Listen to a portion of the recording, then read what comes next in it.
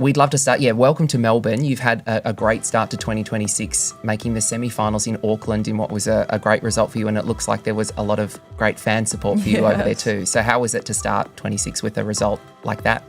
It's so great. I loved Auckland. It was my first time going to New Zealand, and I definitely didn't expect that turnout. And yeah, I had such great support. The atmosphere was great, and the tournament was amazing. Yeah. Now Alex Eala flew into Dubai ranked 47th in the world. She lost her last match. She didn't win the title. She didn't even make the final. And she left as the highest-ranked Filipino tennis player in the history of professional tennis. Let that breathe for a moment, because it deserves to. World number 32. A 15-spot jump from a single tournament. A new career high. And a record that no Filipino player, man or woman, has ever touched in the entire Open era. She didn't just move up the rankings. She walked into territory that her country had never entered before. At 20 years old, after losing a quarterfinal. If that doesn't get your attention, I don't know what will. The math that makes this real, here's why the numbers matter so much, and why a quarterfinal finish produced results this dramatic. WTA 1000 events sit just one tier below Grand Slams. They're the biggest tournaments outside the majors, and a quarterfinal at one of them pays out 215 ranking points. That's not a small number. That's the kind of points haul that could take months of grinding through smaller tournaments to replicate. In 1 week in Dubai, Alex accumulated points that most players would need an entire stretch of the calendar to collect. And when those 215 points landed on top of the foundation she'd already built... Speaking of semi-finals, one of the things that made you so famous was what you did in Miami last year. I think that was the result that put you on the map to so many fans, and you had incredible wins over Ostapenko, Keys, and then Iga Swiatek. What was that like in terms of your tennis career and your life, how it changed? Well, I think that has to be the highlight of my career so far. Like you said, that's what put me on the map, but it just, everything clicked after that. And I look back at that moment and I just think, wow, like it was insane, and it's crazy to believe that actually happened. Your start in tennis, as I understand it, is quite interesting. I believe your mum was a swimmer, you had an uncle who was a basketball player. Why did you choose tennis? I got into tennis because of my brother. He's 3 years older and he started playing tennis. And so when it came time for me... The result was a 15-spot leap from 47 to 32 that sent shockwaves through the WTA rankings. But here's the thing. This isn't just satisfying as a career milestone. It's operationally significant, because 32 is the seeding threshold at Grand Slams. Being ranked inside the top 32 means she's seeded at all 4 majors: the Australian Open, the French Open, Wimbledon, the US Open. And what seeding actually means in practice is this. You cannot face another seeded player until at least the 3rd round. The draw protects you. You get to find your footing, build your rhythm, shake off the nerves, all before the real tests arrive. Paris is already on the table. The most immediate conversation? The French Open. In 2025, to pick up a sport. I kind of think they just threw me in with him, and I ended up loving it. Who were your idols when you were growing up? So obviously Rafa Nadal was a big one. On the girls' side, I really looked up to Maria Sharapova and Lina. And then a bit later on, Halep and Barty also, Speaking of Rafa, tell us about your time at the Rafa Nadal Academy. How old were you when you went there, and what's that been like for you? Yeah, I've been there since I was 13, so it's been quite a while, and I've built so many long-lasting relationships there, and I love it there, and hence why I'm still there. But I just think it's a great place, so sentimental for me because I've spent all my teenage years there, and I think it was just a great experience growing up. Speaking of when you were a teenager, another great result in your career was when you won the US Open Juniors. And that success on the junior tour, how do you feel that kind of shaped your career and kind of put you on the journey you were on? I think juniors is a great stepping stone for professional tennis. Of course, you kind of have to get past that hurdle of transitioning, especially when you do well in juniors, and I think I handled that pretty good. Yeah, when you do well as a junior, there could be, some weight of expectations, but I think I handled that pretty well as well. But yeah, I think juniors brought me a lot of great memories and a lot of good experiences, and just being able... Alex lost in the first round at Roland Garros. It's the kind of result she'll want to bury as quickly as possible. But in 2026, she walks into Paris as a seeded player. That changes everything structurally. No potential top 10 matchup in round 1. No facing a major seed before she's even found her legs. A protected path, minimum to the third round, for a player who has already proven she can beat top 10 opponents. Her record against the elite tier right now sits at 3 wins and 3 losses. Getting to round 3 before the real resistance shows up isn't just a luxury. It's a genuine competitive advantage. But before Paris, there's something even more exciting on the horizon.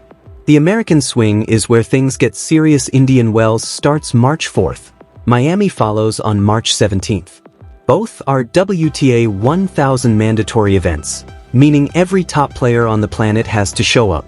The points available are enormous. A winner takes 1,000. A finalist collects 650. Even a round of 16 finish adds meaningful numbers to the total. Able to travel around the world, as a team. Not a lot of teenagers can say that. Yeah. Your Miami result was also interesting in what it did for your ranking. I think your ranking halved after that 2 weeks in Miami. It did. Yeah, and that comes with so many changes, like it changes your schedule, what tournaments you can enter, the kinds of opponents you're playing. How was it to adjust to that huge change so quickly? It was, I think everything at that point after Miami was a new experience, with that ranking being in the top 100 for the very first time. But my eyes were just wide open. I was just so eager to compete and to learn and to be at this level. And in the end, being on tour in the WTA Tour is my dream. It's, to be a professional tennis player, and I'm living out my dream. So although it came with its challenges, and I have some tough times last year as well, I think I look back at 2025 with so much positivity. You have achieved so many firsts for tennis in the Philippines. So the first to reach a WTA 1000 level semi-final, the first to win a Grand Slam match at the US Open, and the highest ranked player in history. Does that come with kind of pressure, or is it pride? I would say more pride. I think it depends how you look at it, and I try to take it in with as much gratitude as I possibly can, because I know. And Alex enters both tournaments likely seeded. In a 96-player draw, that matters more than people realize. A seed earns a bye in round 1. While other players are grinding through opening matches, accumulating fatigue, potentially picking up small physical issues, Alex starts in round 2, fully rested, having watched her upcoming opponent work through theirs. That structural advantage compounds across the week. Now let's talk about the points gap to the top 20, because this is where the rivals start getting uncomfortable. The distance between world number 32 and world number 20 is roughly 800 to 1,000 ranking points. Sounds like a lot. In the context of the American swing, it's not as large as it appears. 2 deep runs, reaching the semifinals at either Indian Wells or Miami, could realistically push her inside the top 25 before the clay season even begins. A title run at Miami specifically? We could be talking top 20 before Paris. Miami already belongs to her in a way that can't be ignored. This is the part of the story you need to understand before you dismiss those projections as wishful thinking. In 2025, Alex entered the Miami Open as a wild card. She wasn't even ranked high enough to make the main draw on merit. And from that starting point, that wild card entry, she beat Yelena Ostapenko. Then she beat Madison Keys, who was ranked 5th in the world. Then she beat Iga Swiatek, the world number 1, in straight sets to reach the semifinals. Read that back slowly. A wild card entrant beat the world number 1 in straight sets at a Not a lot of players are able to have this platform, and it's a blessing to have this support behind me So yeah, I won't say that it comes without any pressure at all. But what I do is I just try to focus on what I need to do on court, how I can work to the best of my ability, and I know that I'll perform to the best that I can. Yeah. What has been the impact at home in the Philippines when you go home? I haven't been home a lot, unfortunately. The times I've been home though, I've felt so loved. Things have changed, to say the least. Yeah, I try to avoid going out alone now. But then again, it's, blessings. Yeah, just gratitude for it. Yeah. There's something really cool about that you're emerging from the Philippines, and there are some other players coming up through countries that have huge support bases, but they haven't necessarily had the history in tennis. So Janice Chien in Indonesia, Joao Fonseca in Brazil, Zeynep Sonmez just qualified from Turkey, and there's just all of these new fan bases are kind of growing and discovering tennis. I mean, what's it like to be a part of that, making tennis even more global? It's so nice to know that, I'm doing what I can for the sport, because tennis has given me so much. So all that I can do to give back to tennis, I'll do to the best that I can. And it's just so nice to see, like, for example, in my region, Southeast Asia, there are, I think, 4 women in the main draw from Southeast Asia alone. WTA 1000 event. That run announced her to the global tennis audience in a way no amount of smaller tournament wins ever could have. It showed that her game, the left-handed topspin, the aggressive baseline patterns, the court coverage shaped by years at the Rafa Nadal Academy, doesn't just hold up at the elite level. It thrives there. And she's returning to Miami in 2026 not as a wild card ranked outside the top 100. She's arriving as world number 32, with a career-high ranking, fresh confidence from Dubai, and a full year of competing at the top level under her belt. The difference between those 2 starting points is enormous. And what she did from the worst of the 2 starting points was reach the semifinals. The crowd factor is not sentiment. It's strategy. This needs to be said directly, because it's easy to dismiss it as emotional color rather than competitive reality. The Filipino community in California and Florida is massive. When Alex plays at Indian Wells or Miami, the crowd isn't the politely distributed neutral energy you get at most tennis venues. It's flags, noise, and the kind of passionate, wall-to-wall support that resembles a basketball arena more than a tennis court. That matters for players who aren't used to it. European players, the Czech, French, Romanian, Polish contingent that makes up a huge portion of the WTA, are accustomed to a certain kind of crowd decorum. What they're not accustomed to is walking out to face an opponent whose home country has effectively relocated to the stands. Alex has said it herself, playing in America never feels like playing away. When her legs are heavy and a match is tight, that energy from the crowd is real fuel that her opponents simply Janice, Mai, and Lanlana. So it's such a great, it's such a great time for women's sports in our region, and tennis, women's tennis. So I'm so happy to be a part of that. Yeah. And did you recently compete in the Southeast Asian Games as well? So yes. What was because there's this wave of women coming through from that region, was that more popular, or was there more spotlight on that event because of that? I definitely felt that it was stronger this year than the past years. Maybe I'm biased because I competed in it and it was pretty tough. But I think we've had just these 4 players alone that are in the main draw. I think that speaks for itself in terms of the height of the level of that tournament. So I enjoyed a lot being with the team. It was so nice to reconnect with these girls and create those bonds. Amazing. What is life for you like off the court? What do you enjoy doing outside tennis? I like going to the beach. I like eating out and trying new restaurants. But a lot of the times in my free time, I'm quite tired. So I do catch up on movies and things like that. I like to shop as well. Nice. Have you got a favourite Australian beach?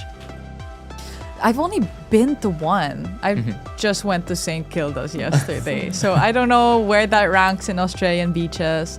I would love to go to Gold Coast once in my life, but I don't know where that fits in my schedule. After such an incredible season last year, what did you most learn about yourself? Wow, that's a great question. I think just I learned a lot about my capabilities. I think there was a video that the WTA put out of kind of like 40 minutes of like my best points or something like that, and I watched it and I was like, wow, like I've improved a lot. So I think just being, I've always believed in myself. I've always believed that I could do it, but to be able to produce and execute, it gives that extra layer of self-esteem and confidence. Yeah. And what would you love to do here at Melbourne Park? What I'm hoping to do is just get my first win here. I've played qualies 3 times and I've yet to win a round. So I'm hoping to get my first win. Yeah. Alexandra, thank you so so much for joining us today, and good luck with that. Thank you. Thank you. Cannot access from the other side of the net. Her American results aren't a coincidence. They're a pattern. And the crowd is part of why. What Dubai also revealed the quarterfinal loss to Karolina Muchova wasn't just a defeat, it was a data point. And it showed 2 specific things that need work: fitness management across a full tournament week and serve effectiveness under pressure. Neither of these is unsolvable. The conditioning piece is addressable through recovery protocols and focused preparation, exactly the kind of thing the Rafa Nadal Academy is built around. The serve is a longer project, but the direction is clear. Adding pace and tightening the delivery will be messy in the short term before it becomes a weapon. Every player who's ever made a major serve improvement has gone through that phase where the numbers dip before they climb. What wasn't missing in Dubai, and this is the thing that actually matters most, was the mental infrastructure. That match point sequence against Pavlyuchenkova. 6 match points. Tiebreak chaos. 5 opportunities that slipped away. And then, on the 6th, a forehand winner up the line to close it out. Most players at 20 years old, facing that scenario at a WTA 1000 quarterfinal against a top 10 opponent, find something in their mechanics or their composure that simply breaks under the weight of it all. Alex found a forehand winner. That kind of mental resilience isn't something you can coach from a whiteboard. Either it's in you or it isn't. In her case, Dubai confirmed it's there, tested under conditions that were genuinely difficult. The bigger picture world number 3-2 is not just a personal milestone. It's a historical one. No Filipino tennis player has ever stood where Alex stands right now in the open era. 4 decades, tennis in the Philippines has existed as an aspiration, watched, loved, but never quite producing a player who could sustain results at this level. Alex isn't just winning matches anymore. She's rewriting the ceiling for what's possible, and doing it in real time, in front of a country watching every match point. The rivals are doing the math right now. A player who was 47th 3 weeks ago is 32nd today. A player who reached the Miami semifinals as a wild card ranked outside the top 100 is coming back as a seeded contender with career-high momentum. A player who has beaten 3 top 10 opponents and has never been blown off the court in any of her meetings with elite competition is heading into the 2 biggest non-Grand Slam events on the calendar. The concern is justified. The numbers back it up. Indian Wells is March 4th. The story is not slowing down. Drop a comment below. Do you think Alex can break into the top 20 before the French Open? And how deep do you see her going at Indian Wells and Miami? Like the video if you're locked in for the American swing, and subscribe so you don't miss what comes next.